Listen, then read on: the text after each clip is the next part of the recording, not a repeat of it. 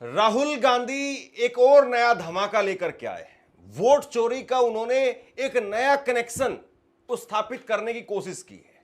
और अब सवाल यह है कि क्या वाकई नरेंद्र मोदी सरकार के लिए यह एक नई मुसीबत है। दरअसल राहुल गांधी ने एक लंबा चौड़ा ट्वीट किया और इस ट्वीट के जरिए राहुल गांधी ने समझाया कि कैसे वोट चोरी का सीधा कनेक्शन है बेरोजगारी से। और राहुल गांधी ने इसके बाद में कहा कि ना तो वोट चोरी का मामला इतना ज्यादा गरमाया हुआ दोस्तों कि अपने ही जाल में प्रधानमंत्री नरेंद्र मोदी जी पूरी तरह से फंस चुके हैं। वोट चोरी का खेल पूरी तरह से खत्म।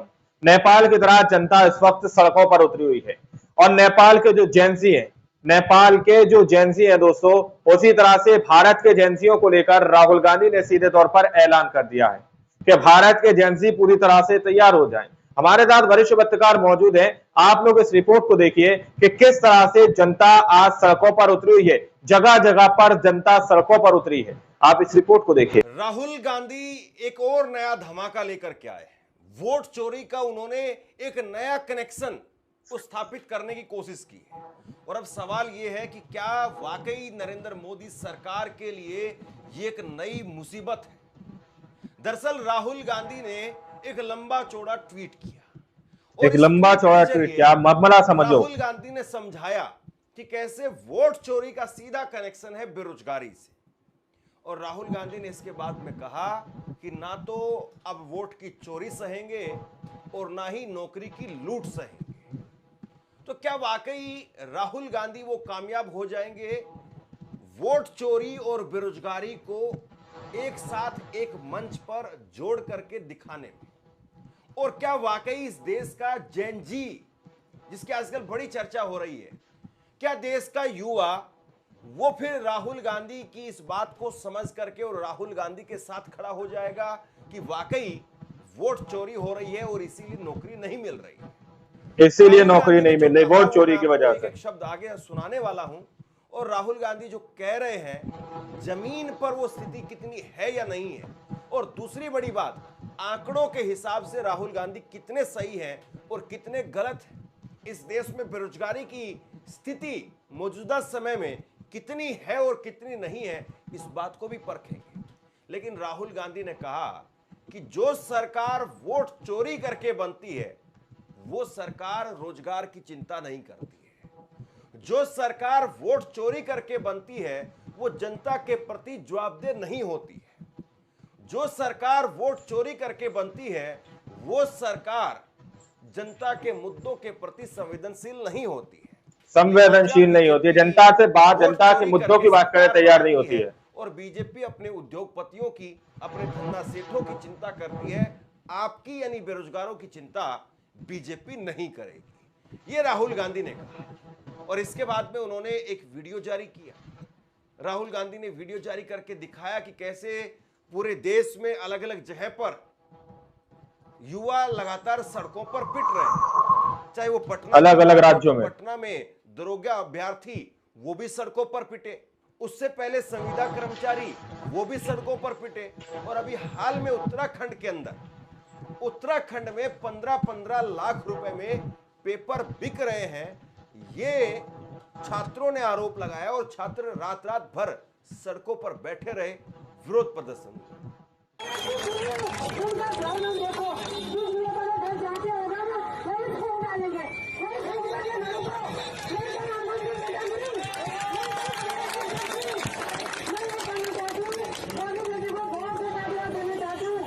हम 15-15 घंटे पढ़ रहे हैं लाइब्रेरी में और पेपर 15 लाख में बेच रहे। हमारे बाप के पास 15 लाख नहीं तो वो कहाँ से देंगे? बिल्कुल पेपर भी, हर पेपर बिक रहे हैं और आगे पुलिस को भेज रही और यहाँ पे ये करते कि लोग अच्छे नहीं होंगे। आज अपनी बात करने जा रहे हैं डेमोक्रेटिक ढंग से, तो ये रोक रहे हैं। हाँ, हम अब तमीज से बात कर रहे हैं। बिल्कुल कानून, मतलब कानून के अंदर पूरा ये हो रहा है। यहाँ पे पुलिस खड़ी करती, कल ही उन्होंने कहा कि यहाँ पे कोई खड़े नहीं होंगे। क्यों नहीं होंगे? क्यों चोरी करे हुई हमने किसी की? नहीं, मतलब ये सरकार किसकी? इस्तीफा दे, मुख्यमंत्री इस्तीफा दे, मुख्यमंत्री तक जा रखा है। प्रजातंत्र में तो अधिकार है, अधिकार है हमारा, अधिकार है हमारा। हमारे पास कॉन्स्टिट्यूशन ऑफ इंडिया मुझे राइट देता है कि मैं कर सकता हूँ विरोध, लेकिन ये विरोध कर सकता है कॉन्स्टिट्यूशन ऑफ इंडिया। बिल्कुल। मेरा नाम उत्सव चौहान है। क्या उत्सव चौहान। उत्सव कहाँ से हो? मैं सर बड़कोट से हूँ। क्या तैयारी कर रहे हो इसमें? सर मैं अभी ग्रुप सी की तैयारी कर रहा हूँ सर। जी सर, कल के दिन सर अभी तो मेरा नहीं है सर वो, पर लेकिन कल के दिन मैं भी तो दूंगा ना सर उसी एग्जाम को। मुझे भी तो सर देखना पड़ेगा ना कि मेरे साथ कल के दिन आज मेरे भाई के साथ ऐसा हो रहा है सर। ये नहीं, और माँ बाप का इतने मेहनत से पहाड़ से कर रहे हैं, हमें अपना पेट काट के पढ़ा रहे हैं सर हमको कि इनके कुछ हो जाए, हमारे साथ सर ऐसा हो रहा है। बिल्कुल बिल्कुल बिल्कुल। सर वो हमारी अरे सर हम क्यों, वो हमारी मर्जी सर। आप भी वीडियो बना रहे हैं, पत्थर मारना है क्या? नहीं सर। तो क्यों मुंह क्यों छिपा रहे हो? नहीं सर, मैं अभी मुंह दिखाओ ना अपना। नहीं सर, मैं उसके लिए स्वतंत्र हूँ सर। अरे ये पुलिस से डर रहे हैं यार, ये पुलिस से डर रहे हैं कहीं फंसा। पेपर लीक के खिलाफ पूरे देश में तकरीबन यही स्थिति नजर आती और ये उत्तराखंड स्थिति में नजर आ रही। छात्र पहले दिन में सड़कों पर थे और उसके बाद में रात भी सड़कों पर ही बीती।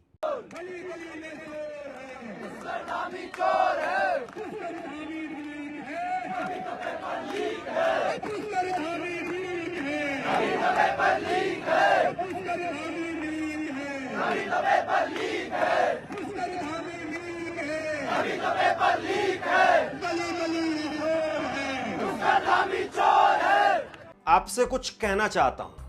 आज के वक्त में पत्रकारिता करना कितना मुश्किल काम है, लेकिन अगर ऐसे में भी कोई आपकी खबर दिखा रहा है, कोई आपके मुद्दे पर बात कर रहा है, तो आपको भी उसका साथ देना चाहिए।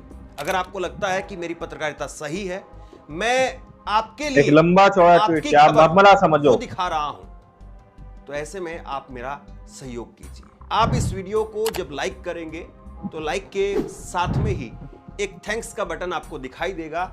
उस थैंक्स के बटन पर आप क्लिक कीजिए और जो भी सहयोग राशि दे सकते हैं वो दीजिए। दूसरा, आप चैनल को ज्वाइन कर सकते हैं और चैनल को ज्वाइन करके भी मुझे मदद कर सकते हैं। दरअसल उत्तराखंड के अंदर रविवार को एक एग्जाम हुआ था और एग्जाम हुआ था ग्रेजुएट लेवल पर, पोस्ट के लिए एग्जाम था और इसके लिए ये कहा गया कि आधे घंटे में ही क्वेश्चन पेपर सोल्व होकर के आ गया। अब ये वाकई जो है वो सबसे दुखद बात है कि इसीलिए नौकरी नहीं मिल रही वोट चोरी की वजह से। करके अपना समय लगा करके और तैयारी करते हैं और पता चले कि आधे घंटे में पेपर वो मार्केट में व्हाट्सएप पर घूम रहा है, तो फिर इससे दुखद स्थिति और कुछ नहीं हो सकती है। राहुल गांधी इसी चीज को एक मंच पर लेकर के आने की कोशिश कर रहे हैं कि बेरोजगारी है तो वोट चोरी है, वोट चोरी है इसीलिए बेरोजगारी है। राहुल गांधी ने ये ट्वीट किया, लंबा चौड़ा एक ट्वीट किया और भाजपा पर कई बड़े गंभीर आरोप राहुल गांधी लगा रहे हैं। राहुल गांधी ने लिखा कि भारत में युवाओं की सबसे बड़ी समस्या है बेरोजगारी और इसका सीधा रिश्ता है वोट चोरी से।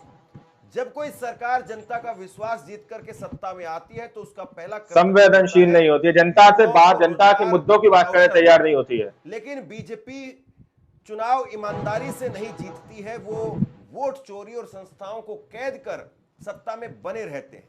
इसलिए बेरोजगारी 45 साल के उच्चतम स्तर पर पहुंच चुकी है, इसलिए नौकरियां घट रही हैं, भर्ती प्रक्रिया ध्वस्त हो गई है, युवाओं का भविष्य अंधेरे में धकेला जा रहा है। इसलिए हर परीक्षा, पेपर लीक, हर अलग अलग राज्यों में भ्रष्टाचार की कहानी से जुड़ी रहती है। देश का युवा मेहनत करता है, सपने देखता है और अपने भविष्य के लिए संघर्ष करता है, लेकिन मोदी जी सिर्फ अपनी पीआर, सेलिब्रिटीज से अपना गुणगान करवाने में और उद्योगपतियों के मुनाफे में व्यस्त हैं। युवाओं की उम्मीदों को तोड़ना और उन्हें हताश करना इस सरकार की पहचान बन चुका है। अब हालात बदल रहे हैं। भारत का युवा समझ चुका है कि उसकी लड़ाई सिर्फ नौकरियों की नहीं है बल्कि वोट चोरी के खिलाफ है, क्योंकि जब तक चुनाव चोरी होते रहेंगे तब तक बेरोजगारी और भ्रष्टाचार भी बढ़ते रहेंगे। अब युवा न नौकरी की लूट सहेंगे न वोट की चोरी सहेंगे। भारत को बेरोजगारी और वोट चोरी से मुक्त करना ही सबसे बड़ी देशभक्ति है। ये राहुल गांधी ने एक लंबा चौड़ा जो है वो ट्वीट करते हुए आरोप लगाए और ये तस्वीर, ये वीडियो जो है वो राहुल गांधी ने जारी की। राहुल गांधी ने दिखाया इस तस्वीर में कि प्रधानमंत्री नरेंद्र मोदी वो अपनी फकीरी एक गजब ही अंदाज में, या यूं कहें कि अमीरी में जो जी रहे हैं और दूसरी तरफ युवा सड़क पर खाक छान रहे हैं, पिट रहे हैं। ये राहुल गांधी ने तस्वीरें दिखाई, अलग अलग जगह की तस्वीरें दिखाई और कहा कि देखिए देश के युवाओं के साथ में इस तरह से किया जा रहा है। लेकिन अब सवाल यह है कि विरोध जब कर राहुल सका गांधी कॉन्स्टिट्यूशन जैन ऑफ जी की इंडिया, बात- बिल्कुल। राहुल गांधी ने हाल में ही जैन जी को लेकर के 2 ट्वीट किए हैं। एक ट्वीट किया उन्होंने 18 सितंबर को और दूसरा कल किया 23 सितंबर को। 18 सितंबर को राहुल गांधी ने ट्वीट किया था और ट्वीट करके लिखा था कि देश के युवा, देश के स्टूडेंट्स, देश की जैन जी वो संविधान को बचाएंगे, लोकतंत्र की रक्षा करेंगे और वोट चोरी को रोकेंगे। मैं उनके साथ हमेशा खड़ा हूं। ये राहुल गांधी ने 18 तारीख को कहा था, जब उन्होंने वोट चोरी के खिलाफ एक और पीपीटी, एक और प्रेस कॉन्फ्रेंस के जरिए नए आरोप लगाए थे। अब क्या वाकई देश का जैन जी इस स्थिति में आ जाएगा कि मोदी जी के सामने कुछ वैसे ही खड़ा हो जाए जैसे नेपाल में हो गया? हालांकि नेपाल और भारत में जमीन आसमान का अंतर है। यहाँ का संविधान अलग है, यहाँ की पुलिस अलग है, यहाँ का ये कानून स्थिति अलग है, नजर आ रही है। और यहाँ पर देश के जैन जी की जो सोच है वो भी अलग है। तो ये उम्मीद तो ना तो करनी चाहिए और ना ही ऐसा होना चाहिए कि जो नेपाल में हुआ वो यहां हो जाए। लेकिन क्या देश का युवा इतनी बड़ी तादाद में है या फिर उसकी समझ इतनी बड़ी है कि वो लोकतांत्रिक तरीके से सरकार को बदलने में राहुल गांधी के साथ खड़ा हो जाए? सवाल फिर ये भी है। तो ऐसे में युवा की आबादी है कितनी? देश के युवाओं की अगर आबादी की बात करें तो 142 करोड़ में से मौजूदा वक्त में 37 करोड़ 40 लाख वो इस वक्त में देश के युवा की आबादी, यानी करीब करीब 27% मौजूदा वक्त में देश में युवा है। एक लंबा चौड़ा ट्वीट किया, मामला समझो। ये है कि अगर ये तबका एक तरफा किसी के साथ हो गया, अगर 37 करोड़ लोग अगर वो किसी के साथ हो गए तो किसी की भी सरकार बना सकते हैं और किसी की भी सरकार गिरा सकते हैं। तो क्या राहुल गांधी के साथ में देश का जैन जी खड़ा हो जाएगा और राहुल गांधी इस देश के जैन जी को अपने साथ में लेकर के मोदी सरकार को हटा देंगे और खुद देश के प्रधानमंत्री बन जाएंगे? लेकिन उससे पहले तो बिहार का चुनाव है। बिहार में अगर आप देखें, बिहार में अगर देश के युवा की जैन जी की बात करें तो वहां पर स्थिति क्या है? बिहार में कुल मिलाकर के आबादी है 12 करोड़। 12 करोड़ बिहार में आबादी है, 12 करोड़ 70 लाख। इसीलिए नौकरी नहीं मिल रही वोट चोरी की वजह से। पॉपुलेशन है, युवा है, वो है 4 करोड़ 12 लाख, यानी 32%। ये बिहार की स्थिति। तो बिहार में 4 करोड़ 12 लाख अगर ये जैन जी राहुल गांधी के साथ में आ गए तो सरकार प्रचंड बहुमत के साथ में इंडिया गठबंधन की बनेगी, ये भी साफ है। लेकिन क्या वाकई ऐसा होगा? क्या वाकई बिहार में रोजगार वो इतना बड़ा मुद्दा बन जाएगा कि जैन जी सरकार को तय कर देंगे कि सरकार किसकी बनेगी? तकरीबन यही स्थिति हर राज्य में है। अगर आप उत्तर प्रदेश की बात करेंगे तो उत्तर प्रदेश में 19 करोड़ 98 लाख कुल आबादी है और इसमें 5 करोड़ 99 लाख युवा है, जिसकी 30% आबादी संवेदनशील नहीं होती है। जनता से बात, जनता के मुद्दों की बात करें तैयार नहीं होती है। राजस्थान की बात करें तो राजस्थान में 6 करोड़ 85 लाख कुल आबादी है, जिसमें से 2 करोड़ युवा है, यानी 29% राजस्थान में युवा है। तकरीबन पूरे देश में आप किसी भी राज्य के आंकड़े उठा करके देखिए, हर राज्य में 30% आबादी वो युवा की है। और ऐसे में निर्णायक है ये जैन जी। हालांकि जैन जी की अगर बात करें अलग अलग राज्यों में, मतलब है 1997 से 2012 के बीच में जन्मे युवा, यानी 13 से 28 साल के बीच के युवा जिनको जैन जी कहा जाता है। अगर 13 से 28 साल के युवाओं को आप 30 साल तक थोड़ा लेकर के चले जाएं, या 20 से 30 साल तक के युवा, 18 से 30 साल तक के युवाओं को अगर आप समझे तो यानी बिहार में कुल मिलाकर के संख्या हो जाती है 1 करोड़ 67 लाख। 1 करोड़ 67 लाख अगर ये बिहार में इंडिया गठबंधन के साथ आ गए तो बीजेपी की दाल नहीं गल पाएगी और बीजेपी का एक तरफा सुपड़ा साफ हो जाएगा, क्योंकि बिहार में कोई बहुत ज्यादा अंतर पिछली बार भी नहीं था। और अगर बड़ी संख्या में युवा वो एक साथ आ गए तो फिर उसके बाद में बीजेपी के लिए और बड़ी मुसीबत खड़ी हो जाएगी। और अगर बिहार में बीजेपी को सफलता नहीं मिली, वहां पर इंडिया गठबंधन की सरकार बन गई, तो फिर आप ये मान करके चलिए कि बीजेपी के लिए फिर असम, उत्तर प्रदेश और आने वाले चुनाव, चाहे वो गुजरात का हो, फिर चाहे मध्य प्रदेश का हो, चाहे राजस्थान का हो, या फिर उड़ीसा का हो, या फिर छत्तीसगढ़ का हो, जैसे जैसे चुनाव आगे आते चले जाएंगे, बीजेपी के लिए मुसीबत खड़ी होती चली जाएगी और फिर विरोध कर सकता है कॉन्स्टिट्यूशन ऑफ इंडिया। बिल्कुल। क्या तब तक नरेंद्र मोदी की कुर्सी सलामत भी रहेगी? यह भी अपने आप में एक सवाल है। दुनिया भर में अगर आप देखें युवाओं की स्थिति को, तो दुनिया भर में वैश्विक स्तर पर जेनजी की आबादी भारत में 37 करोड़ 40 लाख है, कुल आबादी का 27%। चीन में 24 करोड़ है, इंडोनेशिया में 6 करोड़ 90 लाख है, अमेरिका में 6 करोड़ 60 लाख है। अब जेनजी कोई बदनामी का टोकरा नहीं है कि जेनजी कहने से लोग बचने लगे, कि जेनजी का जिक्र नहीं करेंगे, जेनजी पर बात नहीं करेंगे, यानी युवाओं का जिक्र नहीं होगा। युवा यानी किसी भी देश की शक्ति। अगर भारत के पास में 37 करोड़ युवा हैं, तो इसका मतलब यह है कि भारत के पास में शक्ति है, ताकत है। आप इसको यूं समझिए कि गांव में वो घर सबसे ये स्थिति नजर आ रही, वो पड़ोसी सबसे मजबूत है जिसके लड़के नौजवान हैं, क्योंकि उनसे पंगा लेना और उनसे पंगे में जीतना या उनसे ताकत में जीतना वो आसान नहीं होता है। जिसके पास में युवा होते हैं उनके पास में शक्ति होती है, ताकत होती है, और वो युवा आपको शारीरिक रूप से भी और वो युवा आपको आर्थिक रूप से भी, दोनों तरीके से आपकी कमर तोड़ सकता है। तो ऐसे में भारत के पास में 37 करोड़ जो जेनजी है या युवा है, ये कोई अभिशाप नहीं है, ये वरदान है। और देश का ये तबका, देश का ये युवा, वो भारत की तस्वीर को बदल सकता है, भारत को तीसरे लेवल की इकोनॉमी वो भी बना सकता है और उससे ऊपर भी ले जा सकता है। लेकिन सवाल ये है कि एक लंबा चौड़ा ट्वीट क्या मरमरा समझो, क्योंकि नरेंद्र मोदी की सरकार जब 2019 के चुनाव में जा रही थी, उस वक्त में नीति आयोग ने कहा कि इस देश में 45 साल में सबसे ज्यादा बेरोजगारी है, और उस वक्त में मोदी सरकार के ही मंत्रालय नीति आयोग ने एक रिपोर्ट दी और उस रिपोर्ट में कहा कि भारत में 6.1% बेरोजगारी है। और इसका मतलब ये कि भारत में 45 साल की सबसे ज्यादा बेरोजगारी। लेकिन उस वक्त में चुनाव में सरकार जा रही थी, इसलिए सरकार ने कहा कि नीति आयोग के जो ये आंकड़े हैं ये पूरे नहीं, लिहाजा उस पर रोक लगा दी गई कुछ समय के लिए। लेकिन चुनाव खत्म हुआ, सरकार वापस आई और नीति आयोग ने फिर से वही आंकड़े सामने रखे, इसीलिए नौकरी नहीं मिल रही वोट चोरी की वजह से। सबसे ज्यादा बेरोजगारी उस वक्त में थी जो 6.1%। और ये बेरोजगारी और ज्यादा बढ़ जाती अगर भारत में क्विक कॉमर्स कंपनियां नहीं आती, यानी जिस तरीके से ब्लिंकिट, स्विगी या ओला, उबर, ये जो कंपनियां आई और जिन्होंने एक बहुत बड़े तबके को शहरों में रोजगार दिया, अगर वो नहीं होता तो ये बेरोजगारी और बढ़ जाती। यानी कुल मिलाकर के जो गांवों में बेरोजगारी की दर है वो फिर भी थोड़ी ठीक नजर आती है, क्योंकि गांवों में खेती में, किसानी में युवा थोड़ा सा अपने आप को ढाल लेते हैं। लेकिन शहरों में ना खेती है ना किसानी है। शहरों में तो आपको सीधा पैसा चाहिए, आपको नौकरी चाहिए, और नौकरी मिल नहीं रही है। अगर आप आंकड़े देखें तो संवेदनशील नहीं होती है, जनता से बात, जनता के मुद्दों की बात करने तैयार नहीं होती है।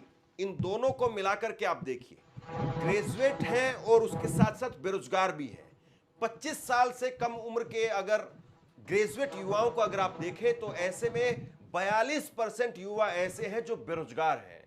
25 से 29 साल के युवा जो ग्रेजुएट हैं लेकिन बेरोजगार हैं, ऐसे लोगों की संख्या है 22%। 30 से 34 साल अलग अलग राज्यों में जो ग्रेजुएट है और बेरोजगार है वो करीब करीब 10%, और 40 साल से ऊपर के ग्रेजुएट जो बेरोजगार है वो करीब करीब 1.5%।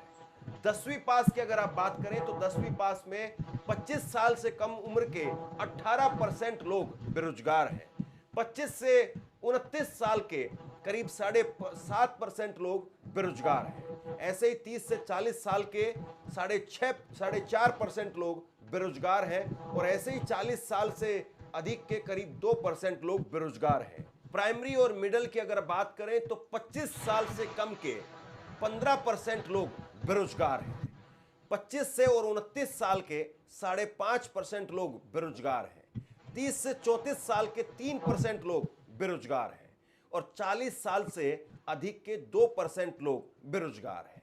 और ये आंकड़े हैं Azim Premji university state working India 2023 के।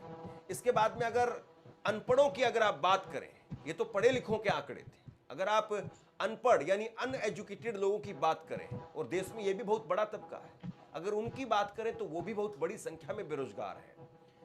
25 साल से कम के 13.5% लोग विरोध कर सकता कॉन्स्टिट्यूशन ऑफ इंडिया। बिल्कुल 29 साल के 4.5% करीब लोग बेरोजगार हैं। 30 से 34 साल के 4% लोग बेरोजगार हैं। जो अनपढ़ तबका है उसको भी रोजगार नहीं मिल रहा है, और जो ग्रेजुएट है उसको भी रोजगार नहीं मिल रहा है। यह स्थिति है। कुछ वक्त पहले मैंने आपको एक खबर दिखाई थी कि एमएससी, एमटेक, बीएससी और पीएचडी किए हुए वो लोग भी चपरासी के लिए अप्लाई कर रहे हैं, और ये भाजपा सरकार की हकीकत है। अभी 4 दिन पहले की खबर आई थी। तो कुल मिलाकर के रोजगार को लेकर के देश की स्थिति कोई बहुत मजबूत है, या मोदी जी के आने के बाद में स्थिति कोई बहुत अच्छी हो गई है, ये दिखाई नहीं देता है। और अगर कोई ये कहे कि जेनजी की बात कह करके राहुल गांधी युवाओं को भड़का रहे हैं, तो मुझे लगता है कि उनको ये स्थिति नजर आ रही। एक फिल्म आई थी गंगा जमुना, उसका एक गाना सुन लेना चाहिए। उसका एक गाना था, इंसाफ की डगर पर बच्चों दिखाओ चलकर, ये देश है तुम्हारा, नेता तुम ही हो कल के। इस देश में हर दौर में नेता या चाहे अभिनेता युवाओं को अपनी तरफ आकर्षित करने के लिए कोशिशें करते रहे हैं, और खुद प्रधानमंत्री नरेंद्र मोदी ने भी युवाओं को अपनी तरफ आकर्षित करने के लिए उस वक्त में कांग्रेस के खिलाफ खूब माहौल बनाया था। लेकिन यह भी उतनी ही बड़ी सच्चाई है कि इस देश में सरकारें लोकतांत्रिक तरीके से, शांतिप्रिय तरीके से उनकी अदला बदली हुई है। कभी नेपाल जैसे हालात ना तो हुए हैं और ना होने चाहिए। लेकिन सवाल यह है कि एक लंबा चौड़ा ट्वीट, क्या मामला समझो, राहुल गांधी जो मुद्दा उठा रहे हैं, इसके साथ में कितने युवा जुड़ पाएंगे, इसके साथ में कितने युवा वो खड़े हो पाएंगे। और अगर वाकई ऐसा हुआ कि राहुल गांधी के साथ में देश का युवा जुड़ गया, तो नरेंद्र मोदी अपनी कुर्सी पर कब तक बैठे रहेंगे, और नरेंद्र मोदी क्या फिर 2029 में उस कुर्सी से उनकी विदाई हर हाल में तय हो जाएगी? सवाल फिर ये भी है। आप क्या सोचते हैं, नीचे कमेंट बॉक्स में लिख करके जरूर बताइए। इस खबर को शेयर कीजिए। दोस्तों, आप लोगों ने इस वीडियो को शुरू से आखिर तक देखा। वीडियो के अंदर साफ तौर पर आप लोगों को वो तस्वीरें दिखाई गई हैं कि अगर स्टूडेंट सड़कों पर उतरे तो किस तरह से यहाँ पर लाठीचार्ज किया जा रहा है। सीधे तौर पर आपको वीडियो दिखाई गई है। एक वीडियो के अंदर सीधे तौर पर एक शख्स कह रहा है कि हमारा कॉन्स्टिट्यूशन ऑफ इंडिया इस बात का राइट्स देता है कि हम उसका विरोध कर सके। लेकिन अब देखिए, एक तरफ राहुल गांधी ने कहा कि आप अपने भारत के संविधान को बचाइए, और जिस तरह से नेपाल के जेनजी ने जिस तरह से अपना जो अंजाम दिया, उस चीज को हमारा भारत किसी तरह से फॉलो नहीं करता, और न ही हमारे भारत के अंदर इस तरह की कोई तस्वीर देखने को मिलेगी। लेकिन भारत के जेनजी को लेकर राहुल गांधी ने कह दिया है कि अपने संविधान की अब हिफाजत करो। वोट चोरी के इस मुद्दे में राहुल गांधी का साथ दो, मेरा यानी राहुल गांधी का साथ दो, सीधे तौर पर यह ऐलान किया जा रहा है। अब देखिए, आप लोगों ने इस रिपोर्ट को देखा सुना, आप लोग इस रिपोर्ट के बारे में क्या सोचते हैं, क्या समझते हैं, अपनी राय कमेंट सेक्शन में जरूर दीजिएगा। सच्चे बक्के खबरें देखने के लिए चैनल को सब्सक्राइब कीजिए। अगली वीडियो में, जब तक के लिए जय हिंद, जय भारत।